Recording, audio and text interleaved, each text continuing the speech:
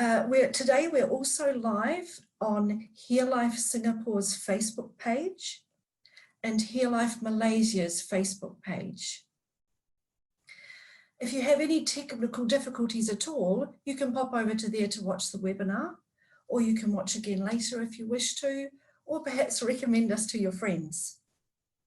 We're also streaming on Watch Party Singapore. Any questions that people have that come to us via those Facebook pages, we'll be watching out for and contacting people to help afterwards. You might notice that all of your microphones are muted. That's to avoid any interference from other sounds during the webinar. So we will leave your microphones muted during this webinar. However, as many of you can see already, we do have a chat button. So we're very happy for you to use that chat function to ask us questions as we go along. Now, we might not get to them all live, but we promise that we will keep track of them and talk to you at a later time. At the end of this webinar, we're going to give you our email addresses, our private email addresses, so that you can ask us any questions that you would like to, either about today's webinar or particular questions that you have about your child. So we really hope you'll take advantage of that and contact us via that email address that we'll give you at the end of the webinar. Okay, so let's get started with today's work.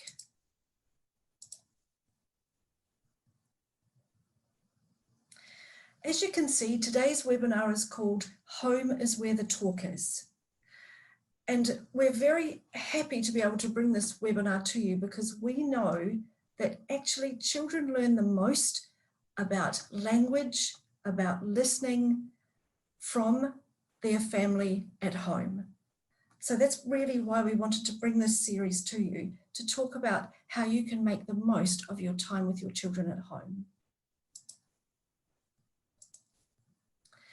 So there will be two of us working with you today. As I said, my name is Donna Sporandio. I'm an early intervention teacher, a teacher of the deaf, and a certified auditory verbal therapist.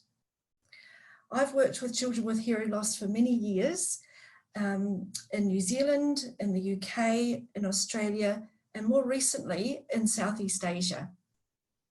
My colleague will be joining us, Rebecca Claridge, and she will introduce you to herself when she begins. So what will we talk about today? We're going to look at what a child needs to help them learn to talk. We're going to look at how you can prepare your home so that your child can learn well there. And then Rebecca's going to talk to you about some specific ways that you can talk to your child. She's going to introduce you to the resource that we're going to provide you with at the end of the webinar. It's an ebook that you can use to practice the strategies we will share with you with your child. So, what does your child need to learn to talk? We like to say that hearing leads on to listening, leads on to talking. What does that really mean? Let's look at each of those one at a time. First of all, hearing. I do want you to remember that the most important thing that your child needs to be able to progress in their listening and talking skills is good hearing. Now, I know that for many of you, your child was born with a significant hearing loss or perhaps developed a hearing loss later. But the great news is that in 2020, there are many different and wonderful types of technology that can help your child learn to hear. At Hear Life Malaysia and at Hear Life Singapore, we have many types of technology available to you to support your child. What do I mean by enough hearing? I mean that your child can access all the sounds of speech. That's the first piece that a child needs, in order to be able to learn to listen and to speak.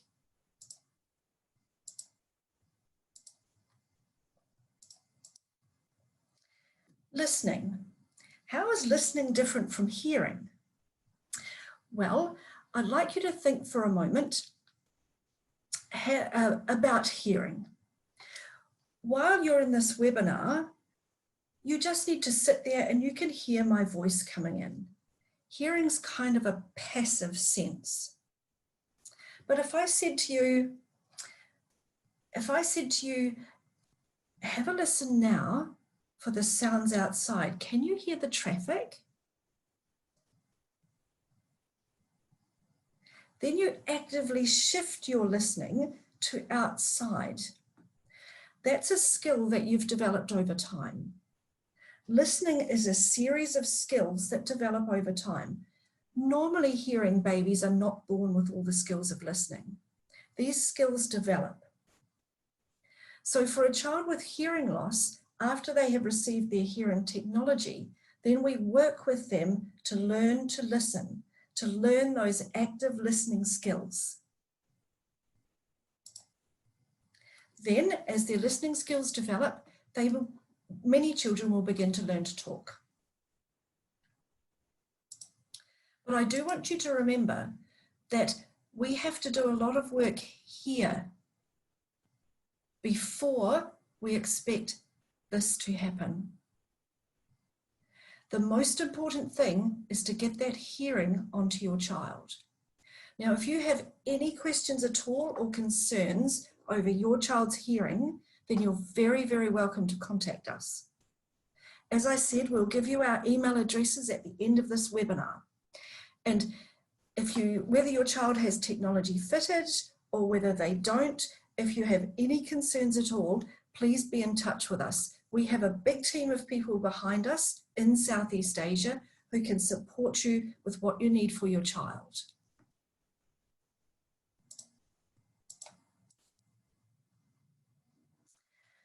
So today we're going to look at some key strategies that can help your child. Donna, we just have a question on the chat panel, if you don't mind answering it now while you're talking about hearing.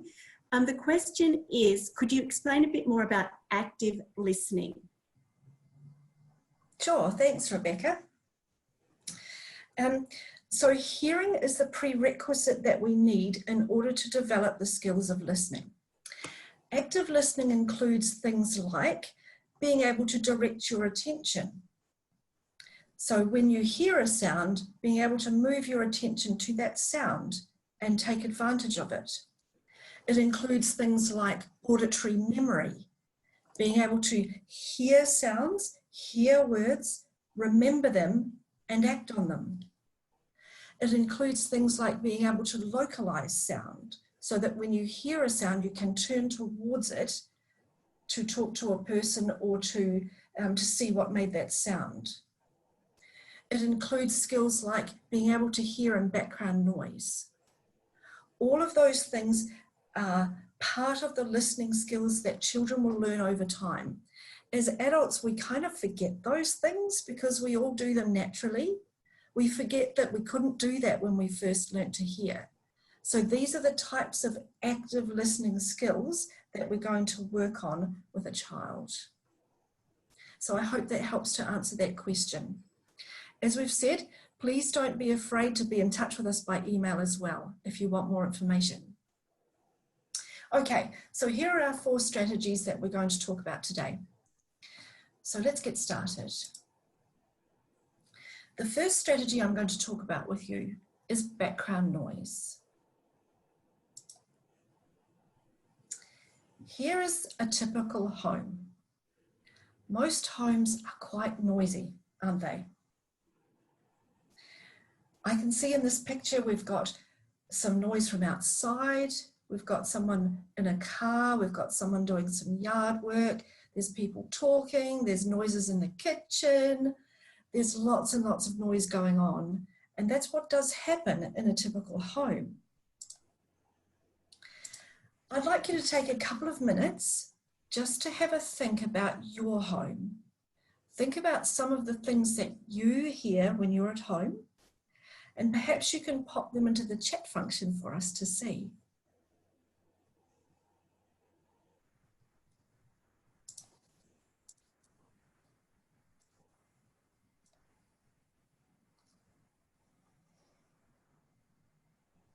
We don't have any comments yet in the chat box, Donna. Maybe you're going to have to encourage them to put a few words down. Here we go. Oh, Pressure here we are. Whistling. Oh, children, children talking non-stop. Yes, that's good. The sound of the fan, absolutely. Yes. These are, yeah, noise from the fan, the vacuum cleaner, water boiling, air conditioning. Air conditioning is a big one in Southeast Asia, isn't it? Neighbours, children playing, gosh, I can see lots. Yeah, absolutely. Noise from outside, I see quite a few times. Traffic outside. Siblings crying, yeah, absolutely. Fans, traffic from outside. Or the dog barking. Yeah, absolutely. So there are many, many sounds that we hear in our home.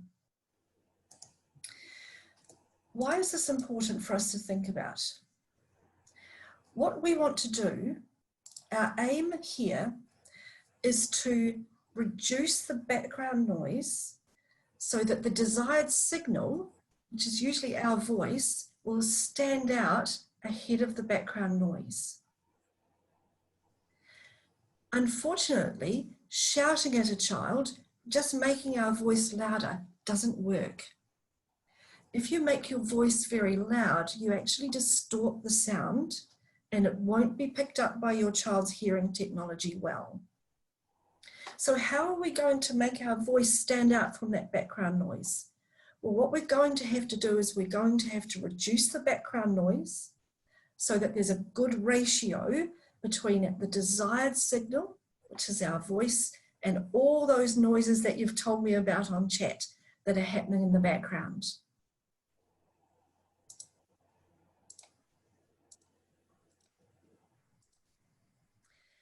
I'd like to show you this app.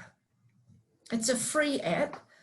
It's nothing to do with Here Life or Medell. It's an independent app, but it's one of a few apps that you can download for free to measure noise. So I would recommend that you download this app. This is what the screen looks like. You can see here, there is a scale that's showing you the decibel level of the noise. 20 decibels here is quiet. 130 decibels, very loud as a jet aeroplane. Human speech is going to sit around about here, around about 60 to 70 decibels, with some sounds being quieter than that. So that's about where human speech sits. So our aim in the home is going to be to reduce the background noise down as low as we can. So I'd encourage you to download this app and measure the noise level in your home. Then we're going to do some work on bringing that background noise down so that that desired signal becomes at a level where a child can hear better. How will we do that? So first of all, we're going to think about competing noises of things like the television. If your child is watching the television and they're actively needing to hear that signal as they're watching it, the volume should be on. If, however, you're playing with your child nearby or even in a different room, switch that TV off. Where possible, turn off other competing noises. Air conditioning is a difficult one. We don't want you to melt, but have a look around your home, see if there are other things that are making a constant noise that you might be able to switch off or change. Then we want to think about excluding noise where we can. Lots of people mentioned in the chat that there was traffic noise. Where we can, we want to shut the door, shut the windows so that we can keep that noise out wherever possible. The other thing to remember is this point here. Things in your home that are soft are good. Soft things absorb sound and they will really help your voice to stand out to a child. So we want lots of cushions and rugs, mats on the floor, soft shoes or slippers, not hard shoes that make a lot of noise on that floor, drapes on the windows, anything that's soft that you can put on the walls. So I want you to remember that anything that's soft is good. Hard surfaces are bad. A hard surface echoes, the sound will reverberate around the room and will be much harder for your child to hear. So as a quick reminder of how to improve your home, remember soft is good and hard is bad. So after you've downloaded your app and measured the sound, then I want you to go around your home and try and improve the acoustics of the home. Then measure again with your app and see if you've made a difference. Donna, there's just a comment on the chat box. In Asian countries, a warm climate place, does asking us to shut the windows and doors mean we have to switch on our air conditioning 24/7, which is a huge increase in our electricity bills? It will be, won't it? And I think you have to manage that in your own families in the best way that you can. Think perhaps, if you need to, about the times when you really want to deliver a good signal to your child. If, for example, you're spending some nice time reading to them, that might be the time to say, okay, at this moment, we're going to shut the windows and we're going to turn the air conditioning on, because this is a moment where we're really focusing on delivering language to our child. So I think that's something that you need to manage in the best way that works for your family. Our job today is to give you the information about how to best manage that, about what's the best acoustics that you can work with, and then you'll need to make that work for your own home. Okay. Our next strategy is called eyes open, ears on. And when I say ears here, I really mean hearing technology. So if your child has hearing technology, we sometimes refer to it as their ears. This says that your child needs to wear their technology all the time that they're awake. This is really, really important. Why is this so important? Well, it's important because we know that our main job is to develop these listening skills, these active listening skills that we've talked about. That development happens in your child's brain. Here's a picture of a human brain. The area in pink is called the auditory cortex. This is the area in the brain which receives all the sounds that come in and processes them.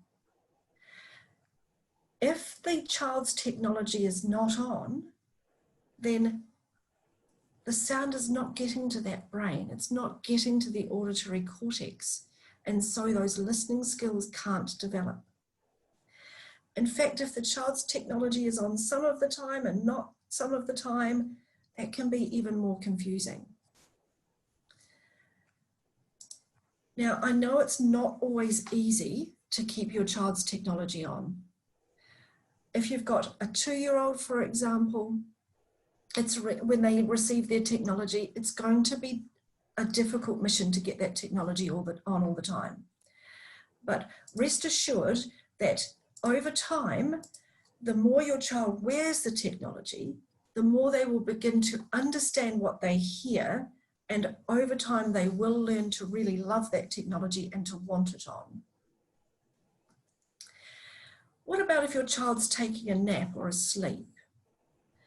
We recommend that if your child's taking a nap, it's up to you. You can take the technology off or leave it on, whatever works best for you. When your child has their big sleep at night, it's best to take it off. Then the child's skin has a chance to heal itself, has a chance to breathe.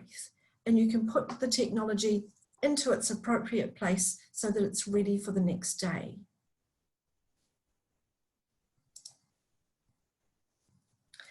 So there's the key message. If the eyes are open, the technology's on. Remember that that's the way that we're going to access your child's brain. That's the way that all of this can begin to happen. So now I'd like to turn over to my colleague Rebecca. Rebecca's going to introduce you to the resource that we're going to provide you with as part of this webinar.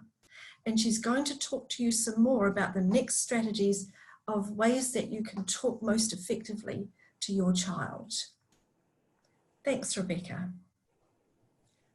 Okay, thanks, Donna. Hi to everyone at home in Malaysia and Singapore and Indonesia and lots of other countries that were listed in the chat box. This is exciting. I'm talking to you from my home in Brisbane, Australia. Let me start by introducing myself. My name's Rebecca Claridge. I'm a speech pathologist and certified auditory verbal therapist. I've been working for Medell for the past 3 years as a rehabilitation manager. And before that, I worked with a team at Medell to produce the lesson kits. These are resources that you can find on our professional blog. It's from these lesson kits that we have created the resource that you will receive via email after this webinar. So let's have a look at that together now. I'll just put my glasses on so I can see what I'm doing. I'm going to share my screen with you. So this is the resource. It's an ebook, as Donna said, called What Could That Be Hiding From Me? And this story is about discovering animals that are hiding all around the place. The text in this story has been specially written for children with hearing loss. Each page introduces an object, an animal, and a preposition. Prepositions are location words, for example, under, behind, beside. And in addition, the text in English rhymes. But if you want to translate it into another language, the story will still work. The images have been specially created for Medell by a graphic artist. We've worked with the artist very closely to ensure that the images convey the meaning of the words in the best possible way. Another way that you can use this resource is to help your child develop an understanding of about guessing. So to make a guess is actually an important skill. To make a guess, you need to be able to understand and accept that your thinking might not be correct, and that's actually okay. You also need to understand and accept that somebody else's guess might be different from yours, and that's okay too. They might get it wrong, and that's fine. So I'd like you to keep those goals in mind when you're using this resource with your children. Maybe you want to make a wild guess just to show your child that it's okay to guess incorrectly. So I'm going to tell you more about this resource, the different formats that it comes in, and how you can use it over the coming slides. But if we just go back to thinking about those strategies that Donna talked to you about, well, they create a solid foundation for effective learning through listening. So once you've created that nice quiet learning place at home and you've got your child's hearing technology on, then you are ready to begin to read and talk at home. So that brings us to our next strategy called Come Close to Me. So this strategy is about positioning yourself close to your child's hearing technology. At home, I'm sure you've paid attention to how close you need to be to your child so they can hear you. Maybe you've noticed that you can call your child from across the room and they will turn to their name. What that doesn't tell you though is how clearly they are hearing you. When you're doing your focused listening and talking practice, it's really beneficial to be as close as possible to your child's hearing technology. Here you can see a picture of a mum really well positioned to read with her son. The mum's mouth is really close to the microphone on her child's audio processor. This means he has the best possible chance to hear all of the sounds in every word she says. If your child is using only one device, well, you're going to sit on that ear. Maybe your child has one ear that can hear better than the other. In that case, you're going to sit on the better hearing side. So how can you achieve this come close to me position? Well, here's some techniques listed there, but I thought it would be more fun to show you with my friend Bella. Bella looks young, but actually she's quite old. Bella was my daughter's Christmas present about 18 years ago. So how will Bella and I achieve this come close to me position? Well, I'm going to move closer to Bella and I'm going to lean in so my mouth is really close to her hearing technology. Maybe we'll sit together on the floor. Maybe I'll pick Bella up. Maybe I'll put Bella on my lap. Or maybe I'll put Bella in a high chair. Now, you might think that's a bit of a strange suggestion to use a high chair. Maybe you're thinking, oh, your child is too old for a high chair. But let me tell you, I love my high chair. In fact, I'm going to show you my high chair right now. Let me angle this down so you can see the high chair. I think you've got a good look at that. With this insert, I can use this chair with a baby as young as 3 or 4 months old. In fact, in you go, Bella. Without the insert, I can use it with children up to 7 or 8 years of age. It's supportive, it's comfortable, and it's a little bit restrictive in a good way. So we can use this to do really focused listening and talking activities. Maybe you're thinking your child will never tolerate sitting in a high chair, and that's absolutely fine. There's lots of other ways to achieve this strategy of come close to me. But if you do want to try a high chair, here's a big tip. Have something engaging and interesting to use straight up. Maybe your new resource that you'll receive after today's webinar. And in that way, you'll build a positive association with the high chair straight up. All right, let's pop back to our slideshow. And let's have a look at the resource together. So let me tell you about the different formats. So firstly, you will receive a PDF. So the PDF you can print, staple, and you'll have a hard copy of the book. The other two formats are called slide decks. So a slide deck is a PowerPoint made using the images and the text from the story. There's a couple of different formats. Let me tell you about my favorite format. My favorite format is called What Could That Be Hiding From Me? Slide Deck.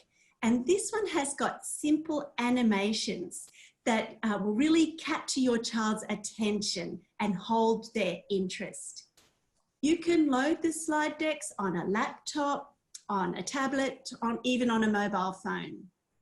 The animations will play using PowerPoint on your laptop or PowerPoint app on an Android device or Keynote on an Apple device.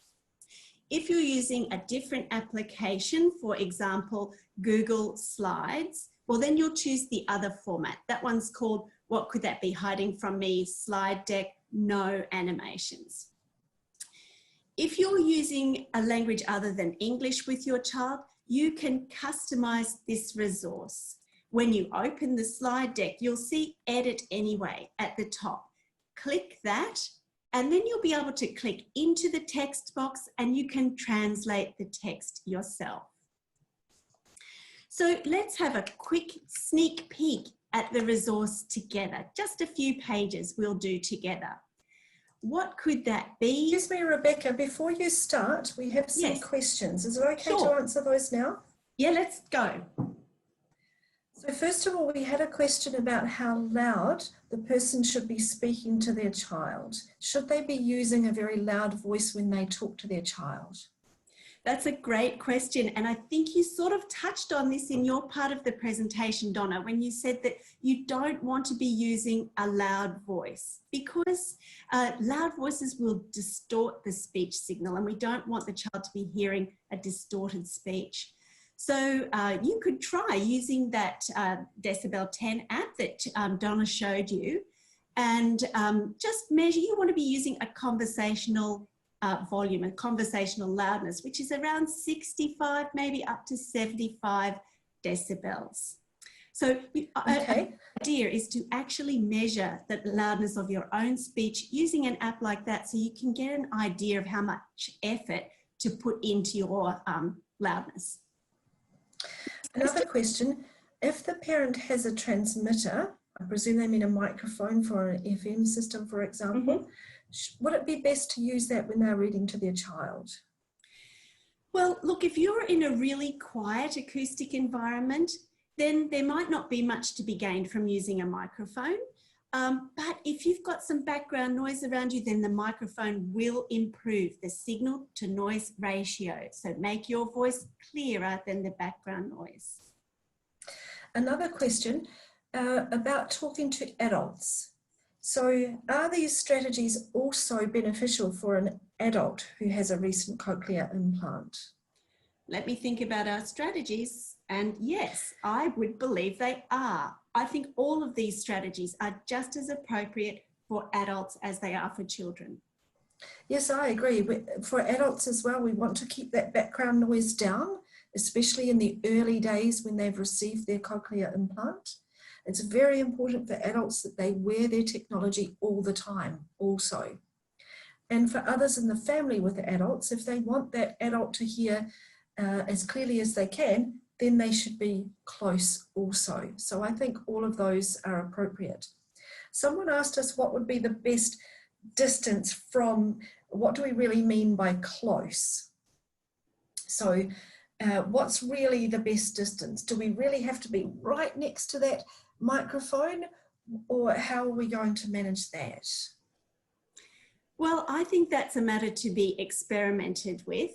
I think a comfortable distance without being too close would, for a child is something like this, right? We've got about probably 20 or 30 centimetres between my mouth and Bella's hearing technology.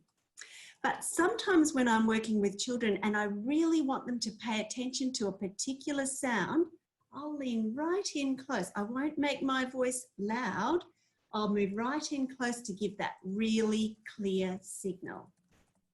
Maybe with an adult, this close is probably not that comfortable for personal space reasons, but I think as close as you can get within comfort. What do you think, Donna? Yeah, I agree. It needs to feel natural as well. Somebody also mentioned that sometimes their child takes off when they come too close to them, and that certainly can be a problem if you've got a busy toddler. But it's just good information, I think, for you all to know that the signal will be clearer if you're close to that microphone. Remember, hearing technology has a microphone. And just like the microphone that I'm wearing here, or that Rebecca's speaking to on her computer, if we move too far away from that microphone, we can't hear so well. So think of it in that way. It's like any microphone that you use, it does work more effectively if you're closer. Somebody also asked about noise and about hearing in classroom settings. And that's quite a big question to answer, I think. It would be great if that person could email us directly as well at the end of the webinar. I think that would be really helpful. The same things do apply though. In any situation that you're in, soft is good and hard is bad. So if we can add some soft things into the classroom, that's useful. And also if it's possible to use a transmitter, an FM system, some kind of system that's going to deliver the teacher's voice more clearly to the child, that might also be beneficial. But it would be great if that person could email us directly so we can speak some more about that. Okay, thanks for all those answers, Rebecca. Okay, terrific. Well, let's go back and have a quick peek inside your resource. What could that be? Hiding from me. What's that? Hiding under the hat. Oh, I think I'll have a guess. I think it's a cat. Yes, it's a cat under the hat.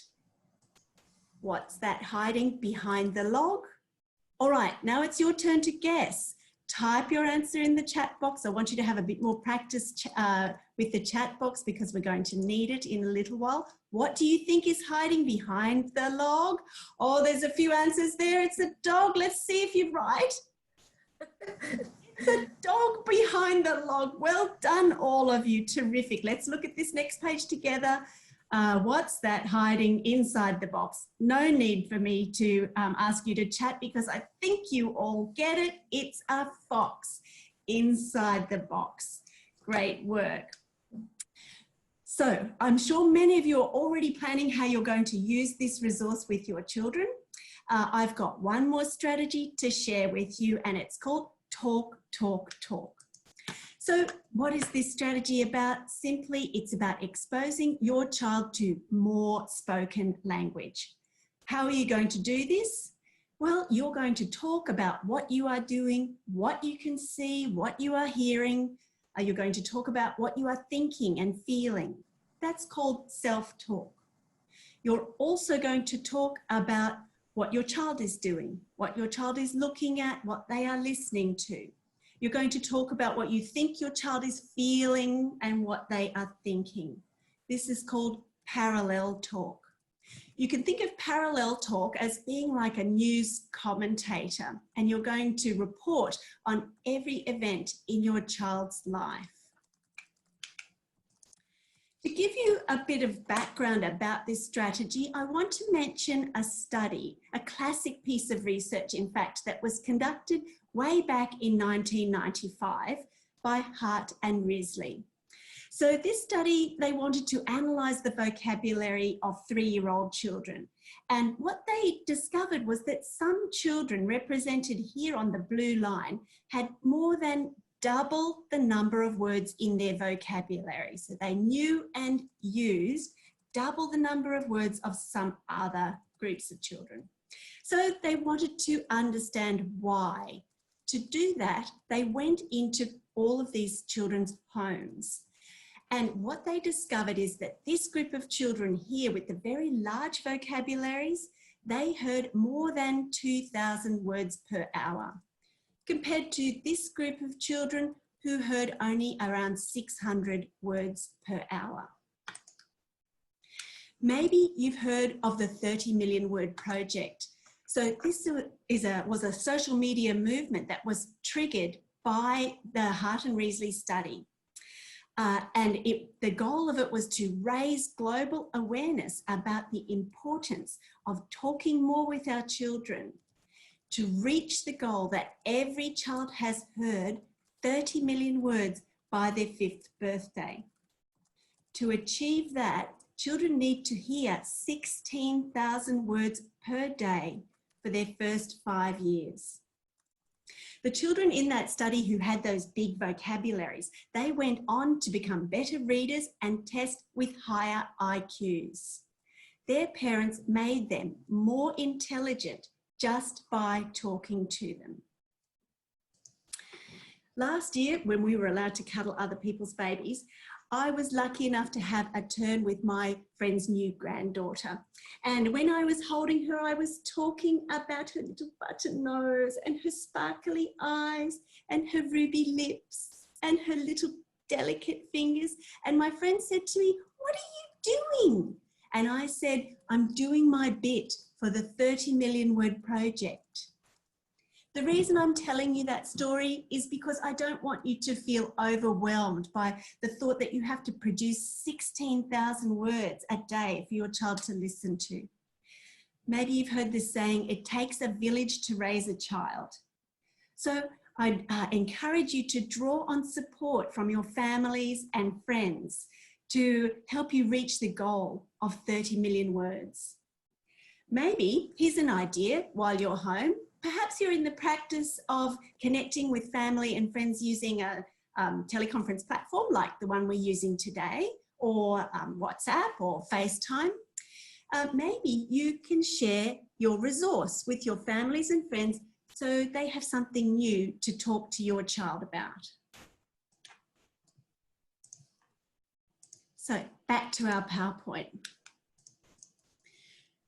I want you to remember this, that every word you say builds your child's brain. This strategy is super important for your children using hearing technology.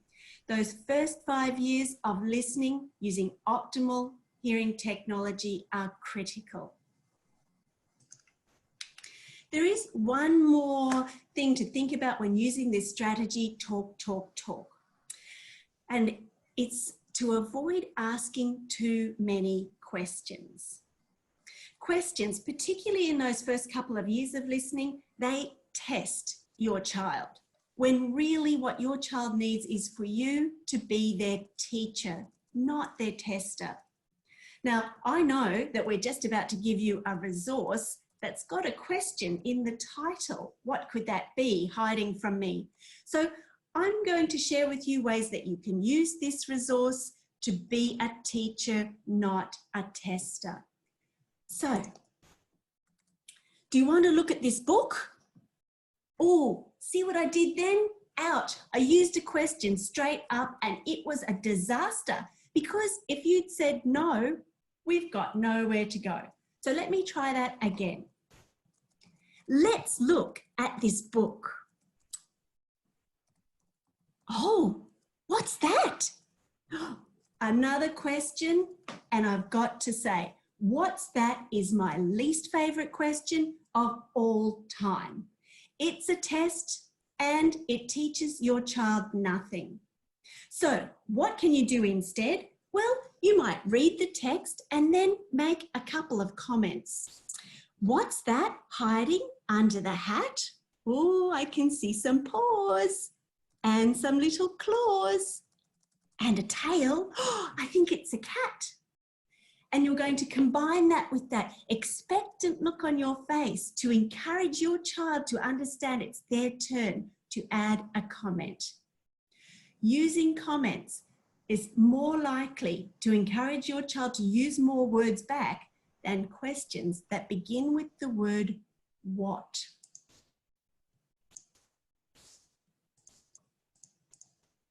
So before I hand you back over to Donna, I just wanted you to take a moment to think about your day, and in the chat box, type for me some maybe activity or some part of your routine that you're going to really focus on using this strategy, talk, talk, talk. Maybe there's something new that you can think about really focusing on talking more with your child. I'm going to read a few of them out, so get typing. I'd encourage you to share your idea of how you're going to use talk, talk, talk at home. We've got meal times. Oh, playing with Lego, great. Your ideas will help others, so please put, oh, walking in the garden, great one. Reading storybooks, excellent. So a great... Rebecca, excuse me, Rebecca, there was a question. Oh, okay, I've probably passed that point on the chat, so can you remember the question, Donna? I can. Oh, I'm watching all these wonderful ideas though. I know, they're great ideas. Drawing activities, cooking meals, taking a walk, house chores, excellent. It doesn't have to be a special activity. These are ways you can incorporate this strategy into your everyday life. Sorry, Donna, back to the question.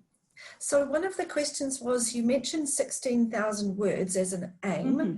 Do they have to be 16,000 different words, or could it be that some of them are the same words that the child's heard several times during the day?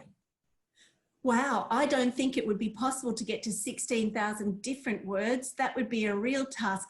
No, the goal really is to think about conversation. So in conversation, we often repeat ourselves. Lots of the words are said, repeated in conversation. So don't think you have to think up 16,000 words, different words a day. That would just be too hard. We're talking about conversation. And Baking also is someone asked, a great one. someone asked whether flashcards are a good way to teach language. I think it's better to focus on the kinds of activities that we're seeing coming through there on the chat. Things like, yes, I like these everyday activities and incorporating the strategies we've talked about today. Yeah. Oh, I really like the idea of baking a cake. It's making me feel hungry. Yeah, me too. Doing the but laundry. You know, it's Yeah, great. very difficult to buy flour at our shops during our isolation period. So there hasn't been a lot of baking in my house, unfortunately. Doing the laundry is a great example of how you can use talk with your children in an everyday activity. Thank you so much for all of those great suggestions. And now I'm going to pass back over to Donna. And Donna's going to bring our webinar to a close. So I'm going to say goodbye now and see you next week. Over to you, Donna. Thanks, Rebecca. So here is a summary of the 4 strategies that we've talked about today. Do you remember we talked about background noise? We looked at ways that we can reduce that background noise so that the signal of our voice is easier for the child to hear. We talked about eyes open, ears on. That's telling us that the child's technology or the adult's technology, as someone mentioned to us, that was great that you mentioned that. Absolutely the same thing for an adult who's received a cochlear implant or a hearing aid, any type of hearing technology. If it's on, the brain will start to make sense of it. If it's not on, the brain can't begin that task. So think of it as a way into the brain. The technology has to be on to get, remember that pink part in the brain we showed you, that auditory cortex? If the technology's on, that part of the brain is starting to develop. Rebecca talked to you about being close to your child. As we said, the technology has a microphone on it. She showed you with Bella lots of different ways that you can get your child close. And that idea of using a higher chair so that the child's lifted up and then their hearing technology is closer to your voice. Rebecca's talked to you a lot about getting that talk, a lot of talk to your child. And she showed us some of the research that backs up that information.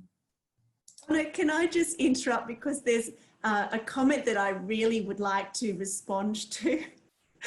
And it's about at the end of the storybook that the participants are going to receive, there is a bit of a funny line. So I don't know if I think I'm probably going to spoil the punchline, but there is a source of humour at the end of the book, and it has to do with something being unreal.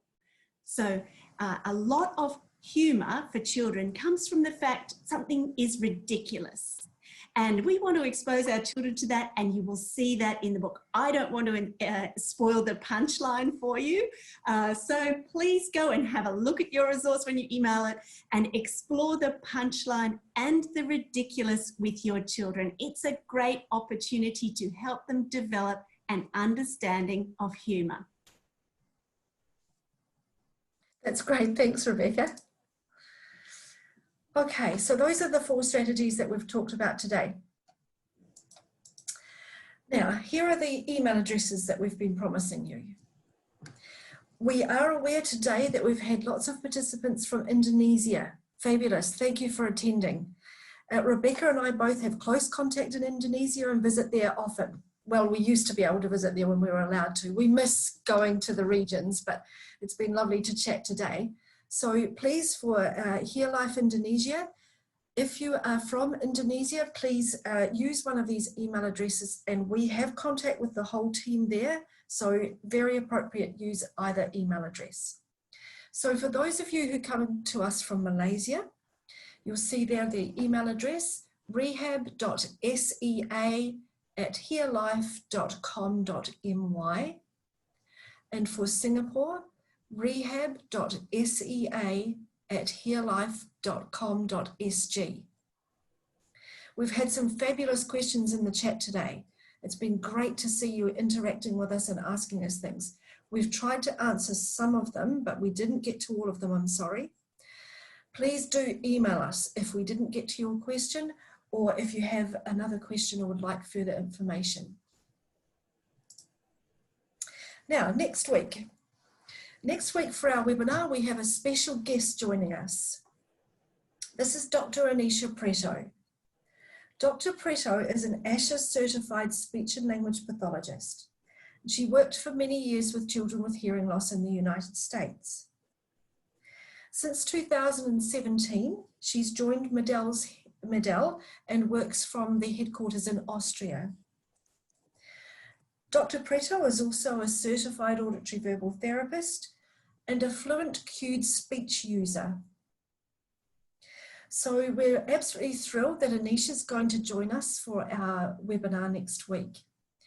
The focus of our webinar next week is going to be on those listening skills. Do you remember we talked about talking leads to listening? Let me start again. Hearing leads to listening, leads to talking. So next week, we really want to focus on that listening part.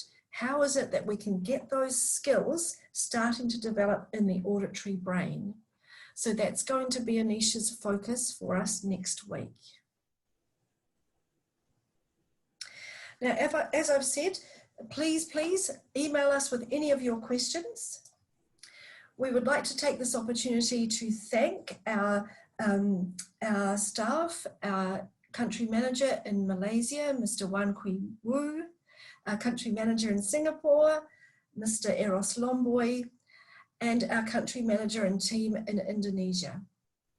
So thanks so much everybody for joining us. I've really enjoyed it and I hope that you did too. And we look forward to seeing you all next week at the same time. Okay, bye-bye.